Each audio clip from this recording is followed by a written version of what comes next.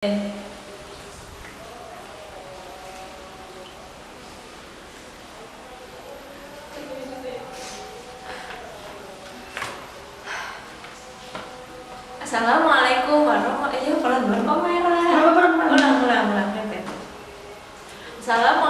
warahmatullahi wabarakatuh. Waalaikumsalam warahmatullahi wabarakatuh. Apa kabar teman-teman? Baik, alhamdulillah. Alhamdulillah. Berarti kita masih diberikan kesehatan dan kenikmatan oleh Allah SWT. Nah, sudah makan siang? Sudah. Alhamdulillah. Nah, pembahasan kita hari ini ada hubungannya sama urusan makanan. Nah, di sini kita akan membahas tentang halal dan haram mengenai makanan. Nah, kalian pernah dengar nggak ada istilah yang namanya you are what you eat? Pernah dengar nggak? Lupa ya. Jadi ada istilah you are what you eat. Nah, di sini itu you are what you eat itu artinya apa yang kamu makan itu akan mencerminkan diri kamu sekarang gitu loh. Contohnya sederhananya itu kayak gini. Misal ada seorang pemabuk misal. Nah, dia tuh pasti ada kayak ciri-ciri fisiknya, dia tuh kayak emosinya yang nggak terkontrol, udah emosian, udah marah, terus kayak fisiknya jadi kurus, terus dia tuh kayak matanya berair dan lain sebagainya. Kita bisa lihat lah ya, ada orang yang seperti ini, oh dia kayaknya gini, oh dia gini, oh kayaknya dia gini. Nah, itu contoh sederhananya kayak gitu. Terus kenapa sih Islam itu harus mengatur yang namanya urusan makanan sampai halal dan haram itu diperhatikan oleh Islam itu kenapa? Ada yang tahu? Enggak. Nah, jadi gini, Islam Allah itu saking sayangnya sama kita itu sampai mengatur urusan yang namanya halal dan haram dalam makanan. Nah, di sini itu saking sayangnya Allah itu sampai mengurusi itu karena Allah itu nggak mau kita rugi karena makanan atau sesuatu yang masuk dalam diri kita itu akan membuat kita rugi di kemudian harinya. Contoh, misal sekarang kok sering narkoba misal, ya Allah, nauzubillah ya, jangan sampai ya. Pasti kemudian hari tuh kayak kita tuh bakal rugi sendiri, rugi fisiknya jadi rusak, terus finansial. Kita tahu ya narkoba itu harganya lumayan ya. Pasti kemudian hari finansial kita jadi bangkrut dan lain sebagainya. Itu salah satu contoh sederhananya. Nah, urusan halal dan haram ini sudah diatur oleh Allah dalam Al-Quran dan hadis. Di Al-Quran ada 2 ayat yang kita bahas pada pagi hari ini, yaitu mengenai Quran surah Al-Baqarah ayat 168 dan ayat 172. Ada yang tahu isinya? Enggak. Jadi sebab kita nanti teman-teman bisa baca sendiri untuk isi dari Quran surat Al-Baqarah ayat 168 dan 172. Sekarang kita langsung ke penjelasan singkatnya ya. Jadi di baris pertama surat Al-Quran surat Al-Baqarah ayat 168 itu ada wahai manusia atau ya ayuhan nas. Nah, ya ayuhan nas itu atau wahai manusia itu artinya itu luas ya, nggak cuma manusia yang Islam atau Muslim. Nah, sebab dari turunnya ayat ini yaitu karena ada kaum yang mereka itu mengharamkan beberapa jenis hewan, tapi hewan itu tidak diharamkan oleh Allah Subhanahu wa taala. Nah, itu itu menjadi sebab kenapa ayat ini turun. Nah, Allah itu memerintahkan kita untuk selalu makan makanan yang halal dan sehat itu agar seperti yang sudah kita bahas tadi, yaitu agar kita tidak mengalami kerugian di kemudian hari. Nah, untuk halal dan haram ini dibagi menjadi dua cabang, yaitu ada halal dan haram secara zat dan halal dan haram secara hakikat.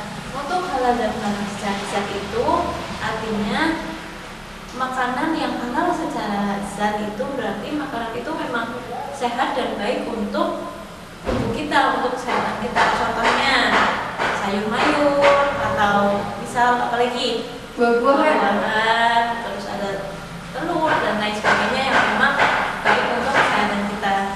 Dan yang kedua yang haram secara zat, yaitu ada sesuatu yang memang tidak baik untuk kita makan dan memang diharamkan oleh agama kita, yaitu agama Islam. Contohnya ada misal ada daging babi, ada apa lagi? Darah, ada narkoba, ada minuman keras dan lain sebagainya. Itu memang diharamkan untuk kita konsumsi.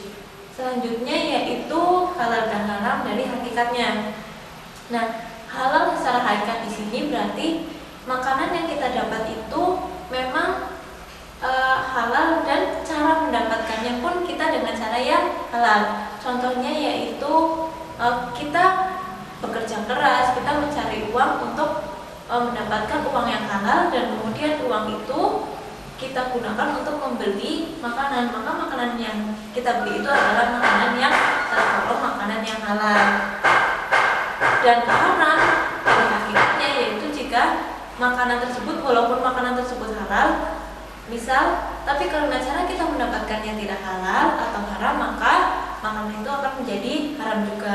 Contoh, misal tetangga kita ada yang punya jambu biji matang banget warnanya merah, kita ambil tuh jambu bijinya, tapi nggak bilang-bilang alias mencuri. Nah, itu artinya makanan yang kita makan itu halal, tapi cara mendapatkannya haram. Berarti makanan itu secara hakikatnya adalah makanan yang haram. Seperti itu ya. Untuk selanjutnya Quran surah Al-Baqarah ayat 172. Teman-teman sekali lagi bisa baca sendiri nanti untuk bacaan Al-Qur'annya dan untuk terjemahnya.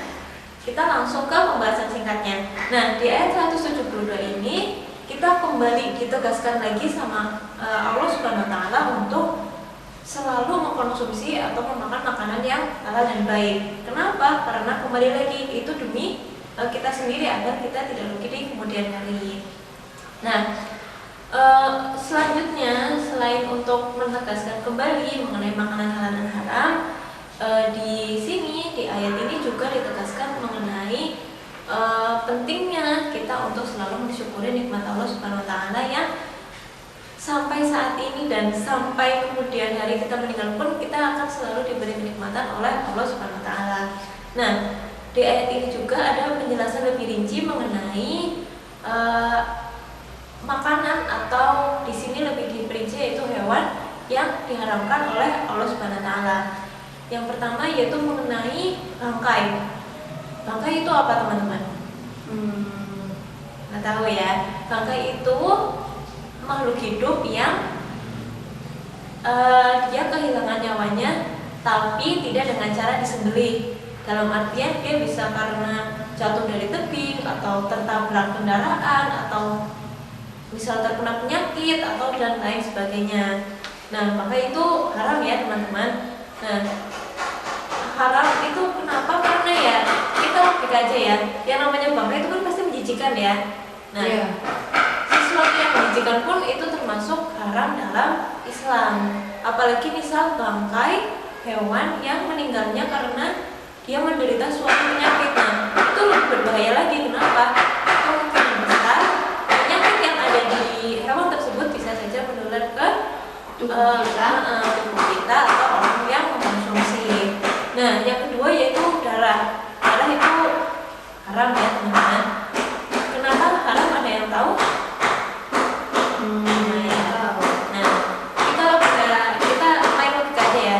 Misal kita cek suatu penyakit ke rumah sakit misalnya, pasti yang sebagian besar rumah sakit pasti ngambilnya darah kan ya.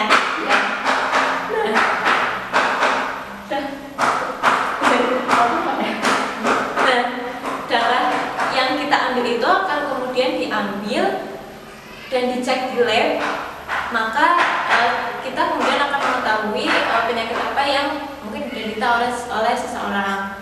Nah, itu kan artinya salah satu tempat dari penyakit itu kan berarti ada di darah kita.